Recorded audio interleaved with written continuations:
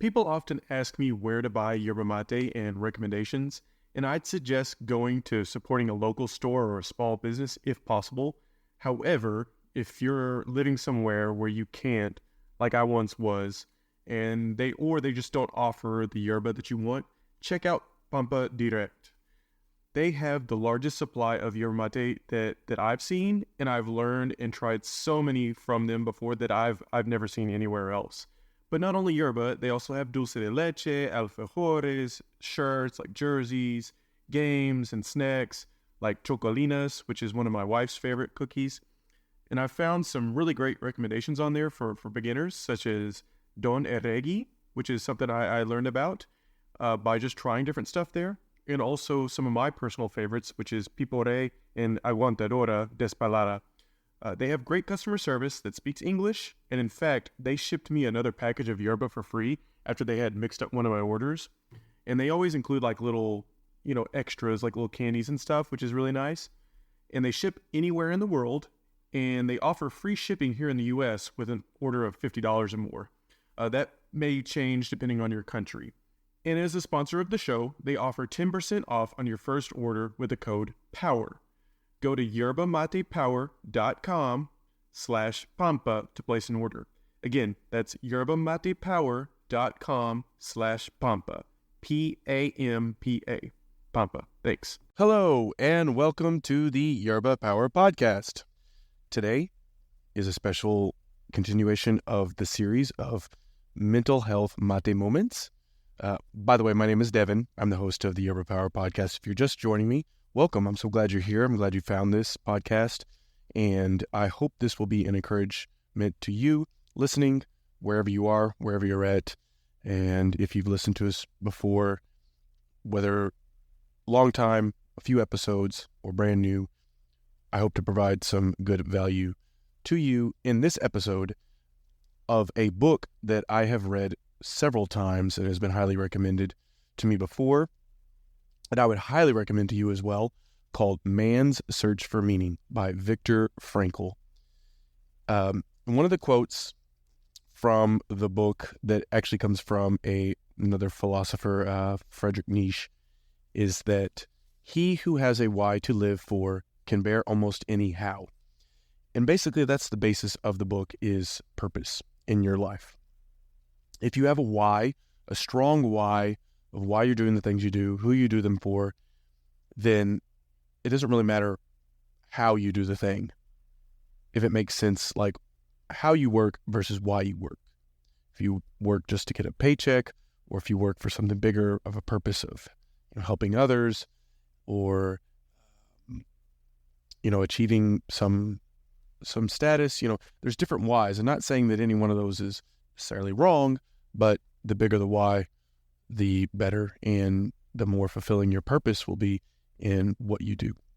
So, just to give you a little bit about Viktor Frankl, he was a psychiatrist born in Vienna in 1905 and published more than 30 books on theoretical and clinical psychology and gained international renown, and died in 1997. And the special thing about him, though, is that he wrote this book after surviving the Nazi death camps in Auschwitz is where he was at, and Dachau, and I think one other. But this book tells the story of his own experience and the stories that he faced, survival, and that of his patients, the people that he tells stories of, kind of how he used his psychiatrist background and things that he had studied. He actually wrote a manuscript for this book before going to the death camps, and once they stripped them of everything, basically lost his manuscript, had to start all over again. And that was basically his why for surviving the death camps, was that he had this future goal of this manuscript that he was going to write, which is this book, to help millions of other people. In fact, the book I have says more than 12 million copies in print, which I'm sure is a lot more than that, because this book that I have is an older one that was printed in 2006. So what is why there of surviving, of helping millions of people to be able to write this book, to the story that he needed to tell. So in other words, he wouldn't be able to live to tell the story if he didn't survive. And that was basically his why when times got tough. Frankl argues that we cannot avoid suffering, but we can choose how to cope with it, finding meaning in it, and move forward. And that is basically what I wanted to talk about in this podcast episode. So today I am drinking La Merced yerba mate. I thought it'd be kind of cool to tell you guys kind of what I'm drinking when I do the episode. I don't always drink yerba mate when I do the episode, but today I am because I need a little pick-me-up in the afternoon. Throat's a little sore. Yeah, I don't know if you can hear that. But I like La Merced because it's kind of lighter in the sense of not as strong bitter, but it has a good flavor. And it's also not as strong in the sense of like intense. So it's a good afternoon one that I like. And if you're familiar with Taragüi, the red package, this is like the, top shelf, I guess you could say, of Taragüi. I get it from Yerba Crew, who was previously a sponsor of the Yerba Power podcast. So just shout out to them. And if you do want a discount, it should still be good, 20% off if you use the code POWER, I believe it is. I'll put a link in down below. I'll check with Jason if that code's still good. But it reminds me of another brand that recently partnered with the Yerba Power podcast called Bohemia Yerba Mate. They're based out of Orlando in the United States, Orlando, Florida, Disney World. And they are USDA organic. So that's really cool. They got some really cool stickers, some other nice stuff that you can get from them. And as a partner of the podcast, you get free shipping if you use code Devin, which is my first name, DEVIN. So if you just go on the website, put in the code Devin, you get free shipping. So just a little thank you to all the podcast listeners out there that they are willing to do that for you guys. Check them out if you like to try some new stuff. I can say that, as far as the flavor, it's really good and low dust, which if you've listened to me at all, you know that I'm not a fan at all of dust. I hate the dust in yerba mate. I know it serves a purpose, but I'm just one of my pet peeves. So anyways, if you want to go check them out as partners of the Yerba Power podcast, I really appreciate it. They are some great people and some good mate to drink. So the quote that he has in the book that I want to go back to, of kind of tying the meaninglessness of life that people can kind of get sucked into with nihilism, that that nothing has meaning, and also the kind of other extreme of, like, I guess everything has meaning and a purpose, and kind of the tension between those two. So the quote that I really like, that I want to share with you, a couple things, actually, tons of great quotes in the book, actually, but this one: suffering in and of itself is meaningless. We give our suffering meaning by the way in which we respond to it. So I firmly believe, too, that, in this life there's suffering. There's nothing you can do to avoid that. Unfortunately and sadly, life is tough, and, tougher for some other than others, I guess, but you're guaranteed to, suffer in this life. Something is not going to go your way. It's whatever that might be, first world problems of, internet goes out, or get passed on a promotion, or you're literally homeless, or, without food and water for a couple days. So there's, two extremes in that, but the fact is, it rains on all of us. No matter if you're rich or poor, there's suffering. And so the thing there is how you respond to it. So what you choose to do about that. And so another great quote that he talked about in his concentration camp, of how the forces beyond your control can take away everything you possess except one thing, which is your freedom to choose how you will respond to the situation. So you can control what happens to you in life, but you can always control what you feel and do about what happens to you. And how he tied this was basically that once they entered the concentration camps, that they literally had everything taken from them. Anything they possessed, they were completely stripped naked, and given the, prisoner clothes. So literally everything was taken from them as far as identity, status, job, any possessions that they actually had on them.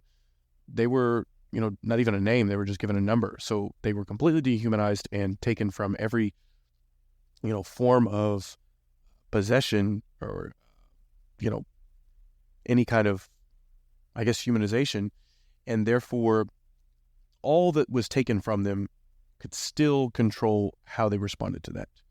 Of to give up hope, to want to die, to just quit, or to choose to take a higher route, to choose to find some kind of meaning into this. So for Viktor Frankl, of being able to write a book, for someone else, it might be just the thought of getting through this so I can go see my family again, or the hopes to see my family, or the hopes to return back to where I was, or the hopes to, make something out of this life after this. And so, this might be a thread that, I'm not trying to say that, what we go through is anything compared to Nazi, death camps, but that I think to putting that in perspective of whatever you're going through right now, I'm not saying that yours isn't tough, but, I guess compared to, being homeless or being threatened to kill, death or whatever, right now I can imagine if you're listening to this, with internet or with a phone or just in a car or something, that, your suffering is not that great. I'm not saying that to I don't know, display, or downplay, I guess, rather, your suffering, but knowing that this is a season, that this isn't forever, this isn't permanent. Whatever you're going through isn't permanent. The only thing that's permanent is death. So whatever you're going through right now, just know that this too shall pass. It'll change.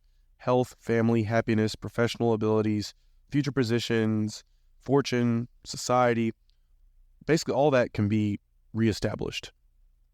If you lose it all. So what irreplaceable losses have you suffered? And I kind of want you to, think about that, to put that in perspective. And all problems have solution, but you have to live through to see it through. So all problems in life have solution other than death itself, but you have to live through that problem to see it through. So that inner strength comes from, your future self. Your future self is cheering for you. I bet if you looked back at your past 5 years ago, nowhere where would you be right now. I can speak to my own, thing as far as the podcast. I'm sure other people out there have thought about a podcast possibly, but never actually done it. And truth is, I couldn't even say that until, 8 or 9 months ago. I even starting the Instagram account itself on Yerba Mate, which I did, 2001, I gave up on that. I thought that was stupid. But if I look back now, and although it seemed like a goofy decision of like, who cares about posting about Yerba Mate, that if I would have looked at myself 3 years in advance to where I am now, like that would have really drove me even harder than now. And I have no idea what, 5 years from now will be, but just over the last year of not even recognizing, that past self of me and how much more there is in the future for the Yerba Power podcast, for me as Devin, for you listening. If you look back over your last year or 5 years ago, I bet you can look and see just a couple moments, in the movie of your life that really had a big impact. I would challenge you to think about that. Look at those things that you've achieved and, plan what does that future self of you look like? Who's that person you want to become? Because the who is going to be bigger too. And it's kind of the why you want to do that, who you want to become versus kind of the things you want to do.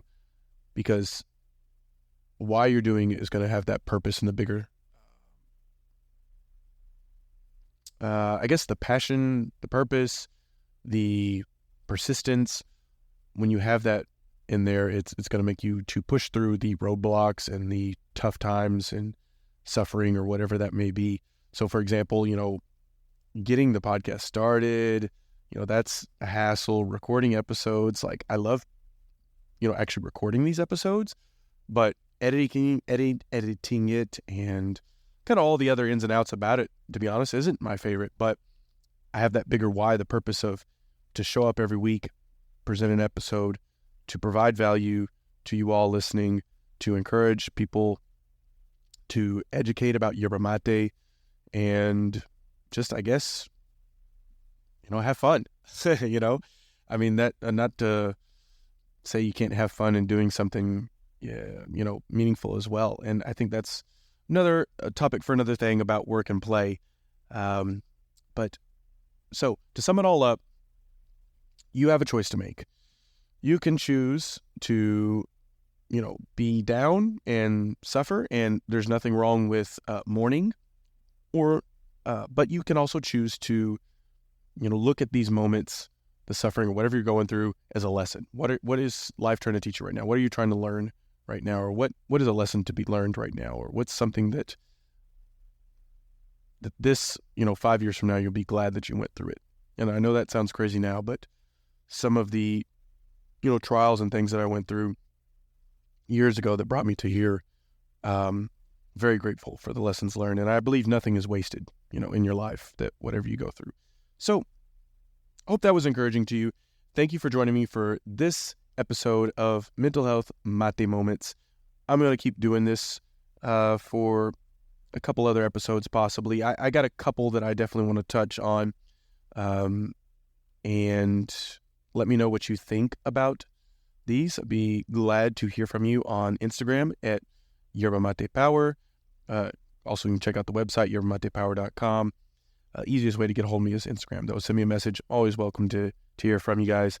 And if you're not already following the podcast, on either Apple or Spotify is the easiest ways. If you can listen to it anywhere you're listening to it. But for Apple, it's follow. It used to be like subscribe, but now it's like a little plus sign up in the top right-hand corner that you can click on to follow the podcast. That way you don't miss out on the next episodes. And honestly, it's a huge favor to me that doesn't cost you anything, because it helps rankings and getting this message out to more people, and therefore helping us all to spread the love and community of yerba mate. And if you're on Spotify, you can also follow there. You just have to click the green follow button. If you have any trouble, just let me know. Thanks, and until next time, be well.